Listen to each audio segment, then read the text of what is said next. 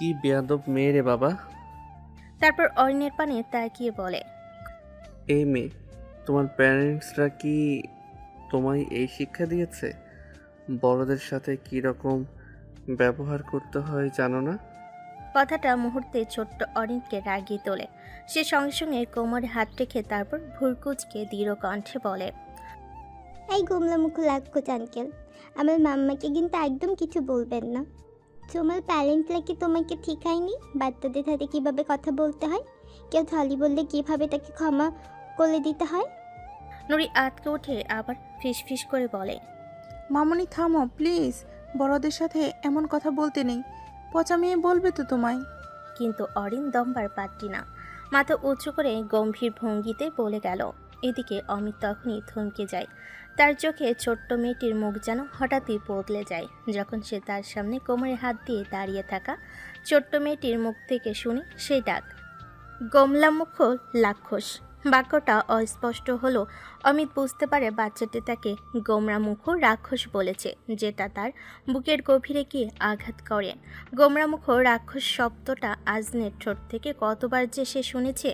আজ এক ক্ষুদ্র মুখে সেই একই ডাক ফিরে এলো। সে শুধু স্থির চোখে তাকিয়ে থাকে অরিনের পানে, যেন ছোট্ট মেয়েটি কথা বলার ভঙ্গির ভেতর দিয়ে হারিয়ে যাওয়া আজরিনের প্রতিচ্ছবি নিয়ে ফিরে আসছে তার সামনে। তবু অমিতের বাইরের আবরণ গম্ভীর হয়ে যায়। সে কঠিন অথচ শান্ত স্বরে বলে, তুমি কি জানো মেয়ে, এভাবে কারোর সাথে কথা বলাটা ঠিক না। শিষ্টাচার বলে একটা শব্দ আছে। অরিন তখন কোমরে হাত দিয়ে ভুরু কুঁচকে এক পা এগিয়ে আসে। চিন্তাটার মানে কি শুধু চলতে জন্য? আবার বলছি, তোমায় একবারে লাক্ষসের মতো লাগছে। নুরি এবার সত্যি অস্থির হয়ে ওঠে। ওরু প্লিজ মামনি থামো, আমরা তো সরি বলেছি। আর কিছু বলবেন না তোমায় আঙ্কেল। অমিত ঠোঁট শক্ত করে অরিনকে বলে ওঠে, তুমি এখন অনেক ছোট মেয়ে, তাই বুঝতে পারছো না এই ধরনের ব্যবহার করা কতটা অভদ্রতা। তোমার মাম্মা যদি শুনতেন তিনিও নিশ্চয়ই। কথা শেষ করার আগেই অরিন বিধে বলে ওঠে, আমার মাম্মাম শিখিয়েছে কেউ ভুল বললে তাকে ক্ষমা করে দিতে হয়, কিন্তু তুমি তো উল্টোটাই বলছো। তাহলে কি আচল অবদ্ধতা করছে? তুমি খুব বেশি কথা বলো, এই বয়সে এত তর্ক করতে নেই মেয়ে। অমিতের শান্ত স্বরে কথাটা শেষ হতে ঠিক তখনই হোটেলের এক স্টাফ দ্রুত দৌড়ে এসে দাঁড়ায়। সাথে নামফলক হাতে ফাইল হাঁপাতে হাঁপাতে বলে, স্যার কি হয়েছে, কোনো সমস্যা? অমিত তীক্ষ্ণ দৃষ্টিতে তার পানে তাকাই বলে, ম্যানেজমেন্ট কি ভুলে গেছে নিয়ম? আমি বলেছি না, যখন আমি হোটেলে থাকবো বিকেল বা যে কোনো সময়, যখনই আমি গার্ডেনে আসব তখন যেন পুরো গার্ডেন খালি থাকে। তাহলে এরা এখানে এই সময় কি করছে? স্টাফ ভয়ে হাত জোর করে বলে ওঠে, স্যার সত্যি বলতে কেউ ওদের এখানে আসতে দেখেনি, হয়তো পাশের করিডোর দিয়ে নেমে পড়েছে। খুবই দুঃখিত স্যার, আমরা খেয়াল রাখতে পারিনি। নুরিও কাপা কণ্ঠে ফিসফিস করে বলে, স্যার আসলেই ভুল হয়ে গেছে আমাদের, আর হবে না। অমিত কাগজগুলো গুছাতে গুছাতে স্টাফকে ঠান্ডা গলায় বলে, দেখে রাখবেন, আমি চাই না এমনটা আর কখনো হোক। স্টাফ মাথা নিচু করে ক্ষমা চাইল। জি স্যার, আর কখনো হবে না। এরপর অমিত ল্যাপটপটা তুলে মুখে এখনো রাগী গম্ভীর অভিব্যক্তি সোজা পা বাড়ায় বাগান ছেড়ে বেরোনোর পথে। কিন্তু হাঁটতে হাঁটতে ভেতরে তার মনে গুঞ্জন তুলে সেই শব্দটা। গোমরা মুখ রাক্ষস। একসময় হাঁটার মধ্যে হঠাৎই অমিত বুকের পাশে তীব্র কাঁপন অনুভব করে। টিমটিম করে যেন ভিতরে কোথাও অচেনা আলো জ্বলে উঠছে। অজান্তেই থমকে দাঁড়িয়ে গেল সে। হাতটা শক্ত করে বুকে চেপে ধরে। মনের ভেতর প্রশ্ন জাগে, কেন আমি এমন অস্বস্তি বোধ করছি? কেন মনে হচ্ছে পিছনে কিছু হচ্ছে? অমিত সজোরে শ্বাস ফেলে। তার হৃৎপিণ্ডের কম্পনে সে নিজেই অজান্তেই বুকের গভীরে টান অনুভব করে, এমন একটা অচেনা টান যেটা যেন কোনো রক্তের সম্পর্কের বাঁধন। আর সেই অজানা সম্পর্কের টানে সে ধীরে ধীরে পেছনে ফিরে তাকাতে বাধ্য হয়। আর পিছনে ফিরে তাকাতে তার চেহারা বিস্মিত। বিস্ময়ে স্থির হয়ে থাকা অমিত চোখের সামনে দেখতে পায় একটু আগে তার সাথে কোমর বেঁধে ঝগড়া করা ছোট্ট মেয়েটা বাগানের বেঞ্চের পাশে মাটিতে লুটিয়ে পড়ে আছে। পাশেই নুরি মরিয়া হয়ে তাকে কোলে তুলে নিয়ে তার কপালে হাত বুলিয়ে দিচ্ছে, তার সঙ্গে কণ্ঠ কাঁপছে আতঙ্কে। ওরু সোনা, চোখ খুলো। সোনা, কি হলো তোমার? মামনি, হায় আল্লাহ, আমি এখন কি করব? এদিকে দূরে দাঁড়িয়ে থাকা অমিতের বুকের ভেতর অজানা কাঁপন, কঠোর মুখোশের আড়ালে হৃৎপিণ্ডে যেন এক প্রবল স্রোত বয়ে যাচ্ছে। নিজেকে আর সামলাতে পারল না সে। মেয়েটির ফ্যাকাশে মুখ যেন তীর হয়ে এসে গেঁথে গেল তার ভেতরে। নিজের অজান্তে পা নড়ে ওঠে, প্রবল বেগে ছুটে আসে সে। ওকে, আমার কাছে দিন, আমি সামলাচ্ছি। নুরি বিস্ময়ে তাকায়। এই মানুষটা যে এক মুহূর্তে আগেও বজ্রের মতো ঝরে পড়ছিল তাদের উপর, সে এখন কণ্ঠে কোমলতা মিশিয়ে কথা বলছে। অমিত হাঁটু গেড়ে বসে আলতো করে অরিনের মাথাটা নিজের কোলে তুলে নেয়, স্নিগ্ধ কণ্ঠে ডাকে, বাবু, শুনতে পাচ্ছ? অজান্তে তার তালু বুলিয়ে যায় মেয়েটির কপালে। গম্ভীর মুখে তখন আঁকাবাঁকা এক টান, চোখের কোণায় ভেসে ওঠে স্নেহের রেখা। নুরি বিমূঢ় হয়ে রীতিমতো হাত পা কাঁপছে তার। হঠাৎ অমিত ঘুরিয়ে পাশের হোটেল স্টাফকে তীব্র কণ্ঠে বলে ওঠে, দাঁড়িয়ে কি দেখছেন? পানির বোতলটা দিন আমার হাতে। স্টাফ ঘাবড়ে ওঠে, তড়িঘড়ি করে টেবিল থেকে বোতলটা এগিয়ে দেয়। অমিত বোতল খুলে হাত ভর্তি পানি নিয়ে কয়েক ফোঁটা ছিটিয়ে দেয় অরিনের চোখে মুখে। ধীরে ধীরে আধো খোলা চোখে তাকায় অরিন, দৃষ্টি স্থির হয় অমিতের মুখে। কাপা কাপা ঠোঁটে ফিস ফিস করে উচ্চারণ করে, লাক্ষত আঙ্কেল। সে ডাক শুনে বুকের ভেতরটা কেঁপে ওঠে অমিতের। মুহূর্তে ভেঙে যায় তার সমস্ত শক্ত খোলস। নুরি কাপা হাতে মেয়েটার গালে হাত রেখে উদ্বিগ্ন কণ্ঠে জিজ্ঞেস করে, ওরু সোনা, তুমি ঠিক আছো তো? হঠাৎ কি হলো তোমার? অমিত নুরির পানে তাকায়, গম্ভীর অথচ স্থির কণ্ঠে বলে, ওকে রুমে নিতে হবে, ওর শরীর ভীষণ দুর্বল, বিশ্রাম ছাড়া কোনো উপায় নেই। ওর বাহ্যিক কন্ডিশন দেখে মনে হচ্ছে আগে কোনো বড় দুর্ঘটনা ঘটেছিল ওর সঙ্গে। একটু আগে অতিরিক্ত হাইপার হয়ে যাওয়ার কারণে হয়তো মাথায় এফেক্ট খেয়েছে, তাই ওর শরীরের এখন এই কন্ডিশন। আমি বলছি দেরি না করে ওর ডাক্তারের সঙ্গে যোগাযোগ করবেন। এ কথা বলে অমিত ধীরে ধীরে অরিনকে বুকের কাছে তুলে নেয়। তারপর দাঁড়িয়ে নুরিকে আর কোনো কিছু বলার সুযোগ না দিয়ে আবার বলে, আমাকে আপনাদের হোটেল রুমের পথ দেখান, আমি ওকে পৌঁছে দিচ্ছি। নুরি এখনও অরিনকে নিয়ে ভীত হলো, মাথা নাড়ে সম্মতিতে। অমিত স্টাফকে নির্দেশ দেয়, আমার ল্যাপটপ, মোবাইল আর ফাইলগুলো আমার রুমে রেখে আসুন। তারপর তাড়াহুড়ো না করে দৃঢ় পদক্ষেপে নুরিকে সঙ্গে নিয়ে ভেতরে ঢোকে। ছোট্ট অরিন তখনও অবচেতন ভঙ্গিতে অমিতের কোলে ঢলে পড়ে আছে। অমিতের থেকে কয়েক পা এগিয়ে নুরি তাড়াহুড়ো করে হোটেল রুমে দরজা খুলে নেয় সে। ভেতরে ঢুকেই সোফার পানে এগোতে গিয়ে তার এক ধরনের চটপটানিতে ধাক্কা লাগে পাশে রাখা ছোট্ট টেবিলের সাথে। আর তেতেই টেবিলের উপর রাখা আজিন আর আজিনের ফ্রেমবন্দি ছবিটা উল্টে পড়ে যায়। ফ্রেম পড়া টুং করে শব্দটা যেন মুহূর্তেই পুরো রুমে প্রতিধ্বনিত তোলে। নুরি চোখ কেঁপে ওঠে, যেন ছবি সেই কোনো এক পরিচিত মুখ কোনো এক গোপন সত্যকে লুকাচ্ছে। তবে হোটেল রুমের দরজার চোকাঠে পা রাখতেই অমিত বুকের ভেতর অদ্ভুত এক টান অনুভব করতে থাকে, যেন কোনো অদৃশ্য দড়ি তাকে ভেতরে টেনে আনছে। সে ধীর পদক্ষেপে চারপাশে চোখ বুলাতে বুলাতে এগিয়ে আসে। সে চোখ হঠাৎ অকারণে থেমে যায় উল্টো পড়া ছবির ফ্রেমে, কিন্তু পরক্ষণে দৃষ্টি সরিয়ে নেয় সে।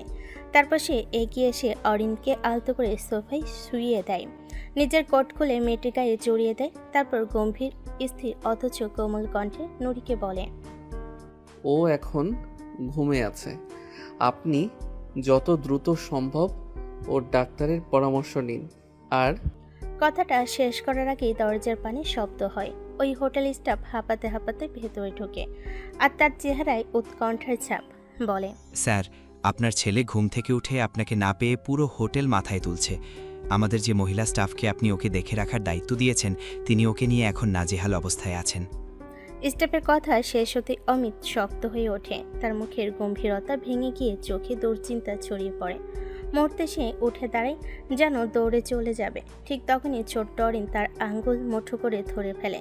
অমিত থমকে যায়, পিছন ফিরে তাকাতে দেখে আধো চেতনা মেয়েটা ফিস ফিস করে বলছে, আমি ছেড়ে যেও না, আমার কাছে থাকো। কথাগুলো যেন অমিতের বুকের ভেতর বজ্রঘাত হয়ে পড়ে। অচেনা ব্যথা, অচেনা মায়া তাকে গ্রাস করে। সে থমকে দাঁড়িয়ে থাকে কয়েক সেকেন্ড, যেন পা এগোচ্ছে না। তবুও অবশেষে অনিচ্ছা সত্ত্বেও ধীরে ধীরে নিজের আঙ্গুল মেয়েটির মুঠো থেকে ছাড়িয়ে নেয়। কিন্তু সেই হাত ফেলে দেয় না, আলতো করে অরিনের হাতটা ধরে গুজে দেয় তারই নিজের বুকে, যেন নিঃশব্দে বুঝাতে চায়। তুমি নিজেকেই নিজে আঁকড়ে সামলে নাও। তারপর স্থির হয়ে নুরির পানে তাকায়। কণ্ঠ ভারী অথচ কঠোর, বলে, ওর প্যারেন্টসরা কি হোটেলে নেই? নুরি ভাঙ্গা মুখে ব্যাকুলতায় ডুবে থাকা চোখে নিঃশব্দে মাথা নেড়ে জানায়, না। অমিতের চোখে ক্রোধ আর হতাশা একসাথে জ্বলে ওঠে। দাঁতে দাঁত চেপে নিচু গলায় ফিসফিস করে যেন নিজের কাছে নিজে বলে, কেমন নির্বোধ বাবা মা হলে এতটুকু একটা অসুস্থ মেয়েকে একজনের উপর ভরসা করে হোটেলে ফেলে বাইরে যায়। কথাটা বুকের ভেতর ঝড় তুলল। পরক্ষণে সে নিজেকে সামলাই, আবার নুরির পানে তাকিয়ে বলে, আপনি ওর প্যারেন্টসদের সাথে এখনই যোগাযোগ করুন, ওনাদের হোটেলে আসতে বলুন, আর ওর ডাক্তারকে যত দ্রুত সম্ভব খবর দিন। ওর ট্রিটমেন্ট জরুরি। নুরির চোখে অসহায়তা, মুখে নির্বোধ স্বর, বলে, জি স্যার। অমিত এক মুহূর্ত আর নষ্ট না করে দ্রুত ঘুরে দাঁড়ায়। চোখে ক্ষণিকের মায়া লুকিয়ে রেখে দরজার পানে তাকায়। কয়েক সেকেন্ডের মাথায় দরজা ঠেলে ছুটে বেরিয়ে যায়। পেছনে পড়ে থাকে সোফায় নিস্তেজ হয়ে শুয়ে থাকা ছোট্ট অরিন, যার মুঠোতে তখনও লেগে আছে অমিতের উষ্ণ আঙ্গুলের চাপ। অমিত চলে যাওয়ার পর নুরি কি করবে বুঝে উঠতে পারে না। হয়তো অরিন এখন কিছু সুস্থ, তবে এতো যদি অন্য কিছু হয়ে যায় ভেবে সে আজিনকে কল দিয়ে অরিনের কথা জানায়। মেয়ের এমন অবস্থার কথা শুনে আজিনের শরীর কেঁপে ওঠে, আর এক মুহূর্ত দেরি না করে মরিয়া হয়ে সে ছুটে বেরিয়ে পড়ে কোম্পানি থেকে। গাড়ি ছুটে চলল শহরের ভিড় কেটে। আজিন জানলো না সে কিভাবে পৌঁছালো হোটেলে। শুধু বুকের ভেতর একটা ভয় আঁকড়ে ধরে। আমার অরিন, আমার মামনি, আমার মেয়ের কি হলো? আমার অরিন, আমার মামনি, আমার মেয়ের কি হলো? ও এখন ঠিক আছে তো? ওর সঙ্গে খারাপ কিছু হয়নি তো? দরজা খুলতেই তার চোখ পড়ে সোফায় শুয়ে থাকা ছোট্ট অরিনের পানে। মুখ ফ্যাকাশে, চোখ বুজে আছে।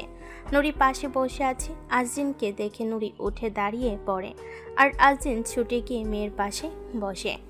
মামনি, মামনি, আম্মা এসছে, চোখ খোল সোনা। কণ্ঠ কেঁপে যাচ্ছিল তার। অল্প সময়ের মধ্যে ডাক্তার এসে পৌঁছালো। নুরি তাড়াহুড়ো করে সব খুলে বলল। ডাক্তার অরিনকে নিজের মতো করে পরীক্ষা করে স্টেথোস্কোপ নামিয়ে শান্ত কণ্ঠে বলে, বেশি ভয় পাবেন না, শরীর অনেক দুর্বল, তার উপর ক্লান্তি, বিশ্রাম দরকার। আমি কিছু ওষুধ লিখে দিচ্ছি, সময় মতো খাওয়াবেন। আজিন ব্যাকুল দৃষ্টিতে মেয়ের পানে তাকিয়ে রইল। নুরি ডাক্তারের দেওয়া প্রেসক্রিপশন হাতে নিয়ে গুছিয়ে নিল। ডাক্তার মাথা নেড়ে বেরিয়ে গেলেন। ঘরে নীরবতা আবার। তখন হঠাৎ আজিনের চোখে পড়ে মেয়ের শরীরের উপর আলতো করে ঢাকা একটা কোট, গাঢ় রঙের ভারী কাপড়ের কোট। আজিনের হাত ধীরে এগিয়ে গেল, কোটটা তুলে নিল সে। মুহূর্তে তার নাকে ভেসে এলো এক তীব্র পরিচিত সুবাস। বুকের ভেতর ঝড় বয়ে গেল। এই গন্ধ, এই পারফিউম, এটা তো হুবহু সেই মানুষটা, যে মানুষটা একসময় তার নিঃশ্বাসের সাথে মিশে থাকতো, যার উপস্থিতি তার মনকে প্রফুল্লে ভরিয়ে রাখত, আর যার অনুপস্থিতিতে সে শুধুই এই সুবাসের রেখা তার উপস্থিতি টেনে আনতো আজিনের বুকের ভেতর। আজিনের আঙ্গুল কেঁপে ওঠে কোটটা ধরে। মনে হচ্ছে কত বছর পর এক গভীর পরিচিত কোটে হাত দিল সে। মুখ তুলে তীক্ষ্ণ দৃষ্টিতে পাশে তাকিয়ে থাকা নুরির পানে তাকালো। এই কোটটা কোথায় থেকে এলো? নুরি ঢোক গিলতে গিলতে উত্তর দেয়, ম্যাম, একজন ভদ্রলোক, কোটটা ওই ভদ্রলোকেরই। আজিনের কণ্ঠ ঠান্ডা অথচ তীক্ষ্ণ। ভদ্রলোক? কোন ভদ্রলোক? কি বলছো? গুছিয়ে স্পষ্ট করে বলো। নুরি ধীরে ধীরে সব খুলে বলতে শুরু করে। কিভাবে অরিন ওই লোকটার সাথে তর্কে জড়ায়, কিভাবে হঠাৎ পড়ে যায় মাটিতে, তারপর লোকটা কিভাবে এক মুহূর্তে বদলে যায়, অরিনকে বুকে তুলে নেয়, পানি ছিটিয়ে জ্ঞান ফেরানোর চেষ্টা করে, কিভাবে তাকে রুমে দিয়ে যায় আর কোটটা গায়ে জড়িয়ে দেয়। আজিন স্থির হয়ে শুনতে লাগলো। চোখে চোখে বোঝা যাচ্ছিল প্রতিটা শব্দ যেন তার ভেতরটাকে ভাবাচ্ছে। তার দৃষ্টি তীক্ষ্ণ হয়ে আসে। নুরির বলা থামতেই সে পাল্টা প্রশ্ন করে ওঠে, তারপর বলো, তুমি কি জানো কে এই ভদ্রলোক? ওনার নাম কিছু কি বলেছে? ম্যাম, ওনার নাম বা ওনার সম্পর্কে তো কিছু বলেনি, তবে বুঝলাম ওনার হয়তো একটি ছেলে আছে। স্টাফ খবর নিয়ে এলো ছেলে হঠাৎ ঘুম থেকে উঠে তাকে খুঁজছিল, তাই তো উনি তাড়াহুড়ো করে চলে যান। ছেলে আছে? ফিসফিস করে আজরিন। সে তখনও কোটটা হাতে নিয়ে ধরে আছে। সেটাকে ধীরে নাকে তুলল, আবার চোখ বন্ধ করতে যেন ভেসে উঠল এক পুরনো স্মৃতি। গলায় চাপা স্বর। না, এটা ভুল না। এই গন্ধ আমি চিনি, আমি খুব ভালো করেই চিনি। তবে এটাও চিনি, এমন পারফিউম তো অনেকেই ব্যবহার করতে পারে। আমি যাকে নিয়ে ভাবছি উনিও যে এত বছর ধরে একই পারফিউম ব্যবহার করছে তারও কি নিশ্চয়তা আছে? আমি একটু আজকাল বেশি ভাবছি। নুরি হতভম্ব। ম্যাম, আপনি কি লোকটাকে চেনেন? না, তেমন কিছু না। তুমি বরং গিয়ে অরিনের জন্য একটু সুফি তৈরি করো। নুরি মাথা নেড়ে সম্মতি দিয়ে চলে যায়, আর আজরিন আবার ভাবনার আসনে বসে। ভদ্রলোকটা আবার মিস্টার ওমস না তো? উনিও তো একই হোটেলে আছেন। ওনারও একটা ছেলে আছেন শুনলাম, কোম্পানির কলিগদের। আর নুরির কথার অভিব্যক্তি থেকে তো মনে হচ্ছে উনি মিস্টার ওমসই ছিলেন।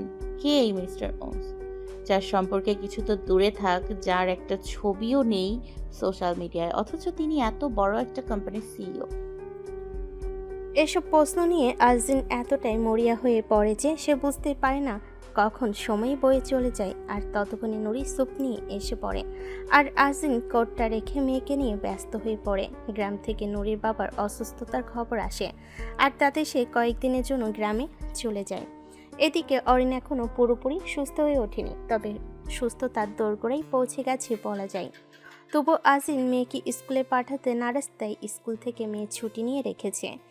স্কুলের মেসেঞ্জার গ্রুপে অ্যাড থেকে ক্লাসের নোটস সংগ্রহ করে মেয়ের পড়াশোনা নিজেই কভার করছে।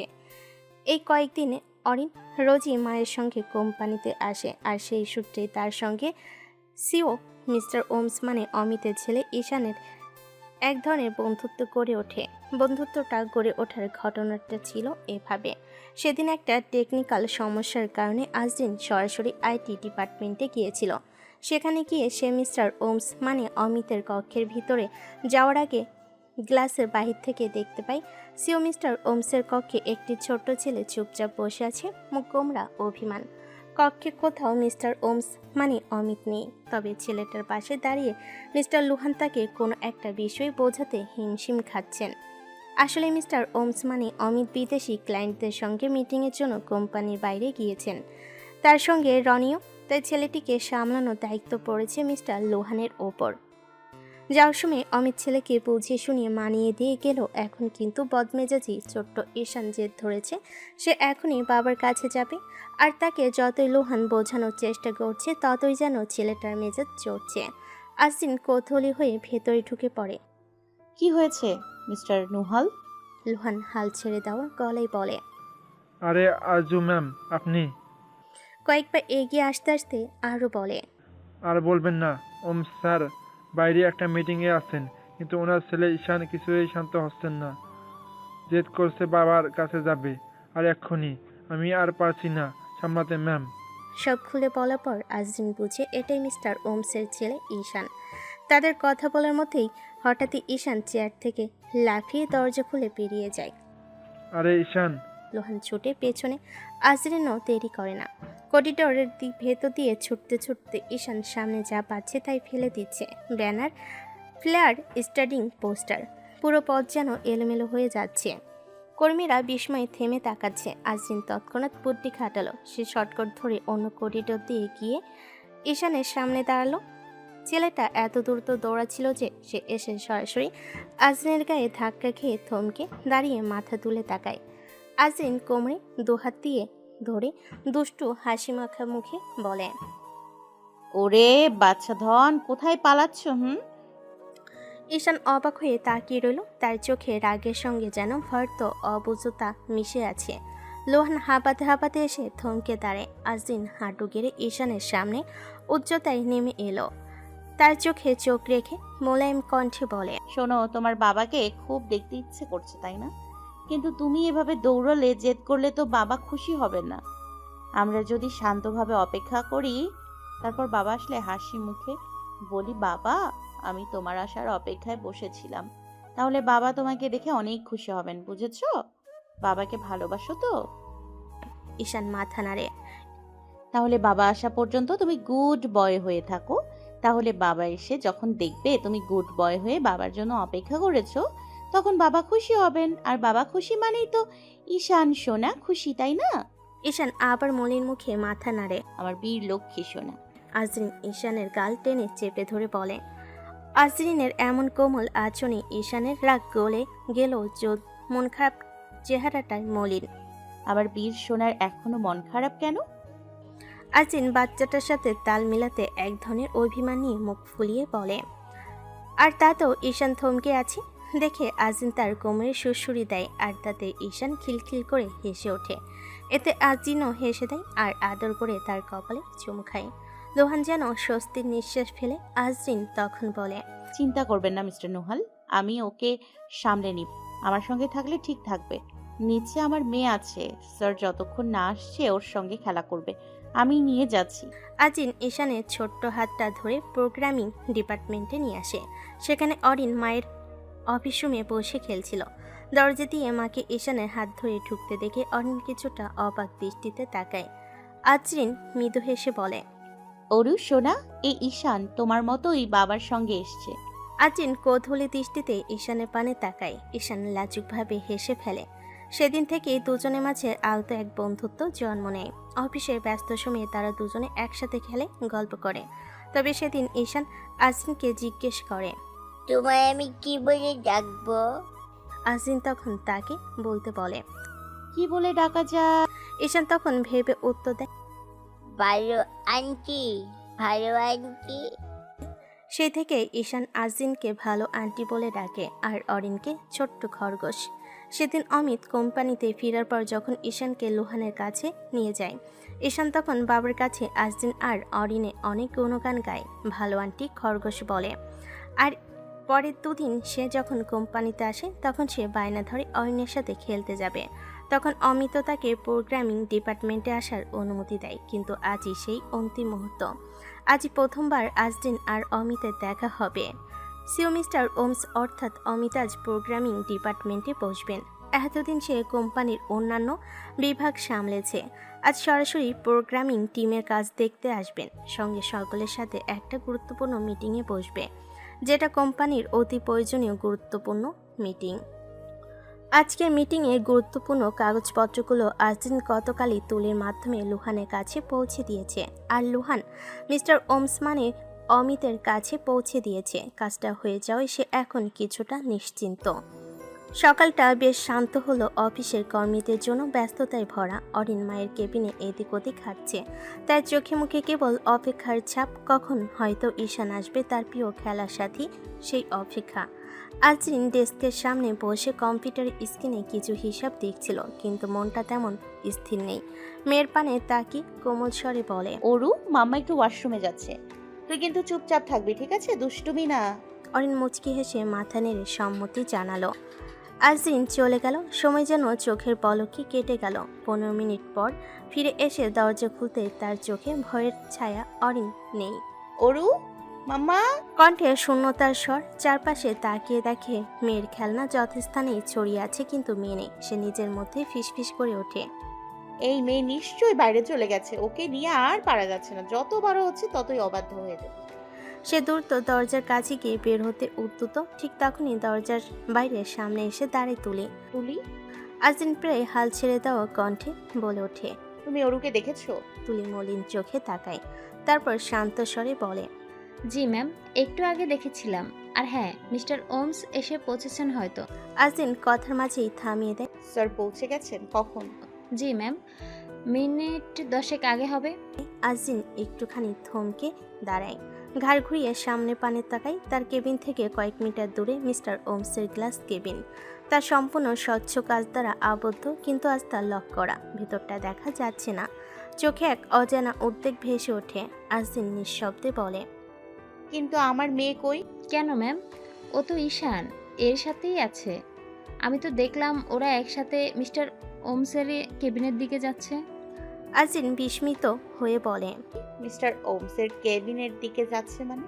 আমার মেয়ে কি এখন ওনার রুমে? কণ্ঠে সংখ্যার স্বর স্পষ্ট। সে দ্রুত পা বাড়াতে যাবে, কিন্তু তুলি নরমভাবে তার হাত ধরে থামিয়ে দেয়। ম্যাম, চিন্তা করবেন না। মিস্টার ওমস দেখতে রাগী হতে পারে, কিন্তু বাচ্চাদের প্রতি তিনি একেবারে কোমল। ওনার ছেলে ঈশানী ওনাকে বদলে দিয়েছে, আর অরিন নিশ্চয়ই ভালোই আছে ওদের সঙ্গে। আজিন এক মুহূর্তের জন্য তুলির পানে তাকিয়ে থাকলো, তারপর দৃষ্টি ফেরালো গ্লাসরুমের পানে। গ্লাসের ওপর দেখা না গেলেও তার ভেতরটা যেন স্পষ্ট অনুভব করতে পারছিল। অরিন হয়তো এখন ঈশানের সঙ্গে হাসছে, বা মিস্টার ওমস এখন ওর সাথে নরম গলায় কথা বলছে। সেই কল্পনায় তার চোখের সংখ্যা একটু কোমল হয়ে এলো। মৃদু স্বরে বলে, ঠিক আছে। সে ধীরে ঘুরে নিজের ডেস্কের পানে পা বাড়ালো। মিটিং 40 মিনিটের মধ্যে শুরু হচ্ছে তো? তুলির সাথেই হাঁটছে। জি ম্যাম, সবাই প্রস্তুত। আজিন মাথা নেড়ে বলে। চল তাহলে বাকি কাজ নিয়ে আলোচনা করি। সে চেয়ারে বসে তার রুমের গ্লাস লক করে শেষবার তাকাই অমিতের রুমের পানে। কাছের ওপাশে কিছু দেখা যায় না, তবুও মনে একটা শান্তি খুঁজে পায়। সে তুলির সামনে চেয়ারে বসে পড়ে, ফাইল খুলে বলে, আজকের মিটিংটা অনেক গুরুত্বপূর্ণ ম্যাম, কোনো ভুল করা যাবে না। আজিন ঠোঁটে সামান্য হাসি এনে বলে, জানি তুলি, তবে মনে হয় আজকের সকালটা শুধু কোম্পানির জন্য না, জীবনের জন্য একটু গুরুত্বপূর্ণ। তাদের মধ্যে ফাইল নিয়ে মিটিং নিয়ে আলোচনা চলতে থাকে। এদিকে তুলি ঈশান আর অরিনকে অমিতের রুমের পানে যেতে দেখলো। তার অমিতের রুমে যায়নি, আশেপাশে খেলা করছিল। খেলা করতে করতে তার একটা সময় করিডোরে মোড়ে এসে থামে। অরিন কৌতূহলী চোখে জিজ্ঞেস করে, এই রুমটা কার? ইস, ঈশান গর্ব মিশিয়ে বলে, এটা আমার পাপার রুম। অরিন, এই গ্লাস দেওয়া রুমটা?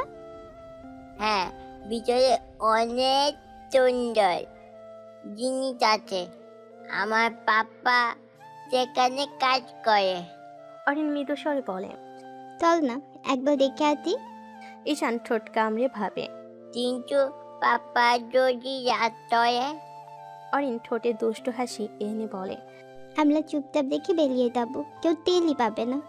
শেষমেশ ঈশান মাথা নেড়ে রাজি হয়। দুজনে পা টিপে টিপে দরজার কাছে আসে। দরজা খানিকটা খোলা, ভেতরে কেউ নেই, শুধু টেবিলের উপর কাগজপত্র চড়ানো, পাশে ঈশানের জল রঙের বক্স আর কয়েকটা বিরাস। ঈশান নিচের রং বক্স দেখে বাবার ডেস্কের সামনে চেয়ারে গিয়ে বসে পড়ে। অরিন ধীরে ধীরে ঘুরে রুমটা দেখে তার চেহারা বিস্মিত। দেওয়ালে ঝুলছে ঈশান আর মিস্টার ওমস মানে অমিতের কয়েকটা ছবি। ছবিগুলো দেখেই অরিনের লোকটাকে চিনতে দেরি হয় না। ছবির পানে আঙ্গুল তুলে বলে ওঠে, এই গোমলা মুখ লাখোজ আঙ্কেলটা, উনি তোর পাপ্পা? ঈশান ঘাড় ঘুরিয়ে তাকায়। কি বললি তুই আমার পাপাতে? কেন গোমলা মুখ লাখোজ? ঈশানের চোখ কুচকে গেল, মুখটা লাল। তুই আমার পাপাতে রাত বললি? হ্যাঁ, যদি লাখ পাস তাহলে বলবো তোর পাপ্পা বড় লাখোজ আর তুই ছোট লাখোজ। এই কথা শুনে ঈশান চেয়ার থেকে লাফিয়ে নামে, হাতে জল রঙের একটা কৌটা তুলে বলে, তোর তাহলে কি তোরে আমার পাপা রাত বলাস? বলে সে কৌটাটা ছুঁড়ে মারে অরিনের পারে। রঙের ফোঁটা উড়ে এসে অরিনের জামায় ছিটকে পড়ে। তার সাদা জামাটা মুহূর্তেই কালি রঙের মতো চোপ চোপ হয়ে যায়। অরিন হতবাক হয়ে দাঁড়িয়ে থাকে, চোখে অবিশ্বাস। তুই তুই আমার লং ছুলি? ঈশান গর্জে ওঠে, তুই আমার পাপারে রাত বলতো দেখ। তোর মামা কি এটা যায়নি, আর তুই তুই তো যায়নি মেয়ে, তুই তো যায়নি। শব্দগুলো বলতে বলতে ঈশান অরিনকে ধাক্কা দেয় আর অরিন ভারসাম্য হারায়, ঠাস করে মেঝেতে পড়ে গেল। তবে ঈশানের বলা প্রতিটি শব্দ বিদ্যুতের মতো বিঁধে যায় তার কানে। এক মুহূর্ত চুপচাপ, তারপর অরিন উঠে দাঁড়ায়, চোখে জল চিকচিক করছে, ঠোঁট কাঁপছে।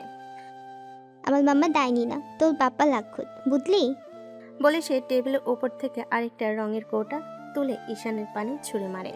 কৌটা আসতে পড়ে ঈশানের কাঁধে, রং ছিটকে তার মুখ, জামা, চুল ভিজে যায়। এই জন্য তুই পাবি। ঈশান আবার রং ছড়ে। অরিন কাঁদতে কাঁদতে বলে, তুই শুরু বলতে, তুই খারাপ। তুই মিথ্যে বলছিস, তুই আগে আমার পাপাতে রাত বলছিস। তুই আমায় আগে লং ছুঁয়েছিলি। রঙের ছিটা উঠছে, ফাইলের উপর পড়ছে, ডেস্কে বয়ে যাচ্ছে জল রঙের। আজকের মিটিং, সব কাগজপত্র ভিজে নরম হয়ে যাচ্ছে। কাগজের উপর লালচে নীলচে দাগ ছড়িয়ে পড়ে, ঠিক যেন বাচ্চাদের মধ্যে কোনো যুদ্ধের রক্তচিহ্ন। এসবের মাঝে হঠাৎ ঈশানকে এক ধাক্কায় ফেলে দেয় অরিন। ঈশান পড়ে যায় মেঝেতে। চারপাশে কোটা গড়িয়ে পড়া, রং ছড়িয়ে মেঝে জুড়ে বিশৃঙ্খলা। ঠিক তখনই খিলকি খুলে যাওয়ায় মৃদু শব্দে কেবিনটা কেঁপে ওঠে। দুই ছোট্ট মুখ বিস্ময়ে সেদিকেই তাকালো। সাদা শার্টে হালকা ভেজা হাত কপাল মুছে তোয়ালে দিয়ে মিস্টার ওমস মানে অমিত। এক মুহূর্তের জন্য সে থমকে গেল, চোখে বিস্ময়, মুখে অবিশ্বাসের ছাপ। তার সামনে এক অগোছানো রঙের জগৎ। ডেস্কের উপর ছড়িয়ে আছে আজকের মিটিংয়ে গুরুত্বপূর্ণ ফাইলগুলো, যেগুলো ছাড়া আজকের মিটিং অচল। এখন সেগুলো রঙে ভিজে কুঁচকে গেছে, অক্ষরগুলো গলে বিবশ। মেঝেতে ছিটানো জল রং, চেয়ারের টেবিল পর্দা সব রঙে মাখামাখি। আর সেই বিশৃঙ্খলার মাঝে ঈশান মেঝেতে বসে ফোপাতে ফোপাতে কাঁদছে। আর তার সামনে দাঁড়িয়ে আছে ছোট্ট একটা মেয়ে, জামা কাপড় রঙের ছোপ, চেহারা ঢেকে গেছে রং এর আবরণে। অমিতের গলা ভারী হয়ে এলো, সে ধীরে পা বাড়াতে লাগলো, বলে,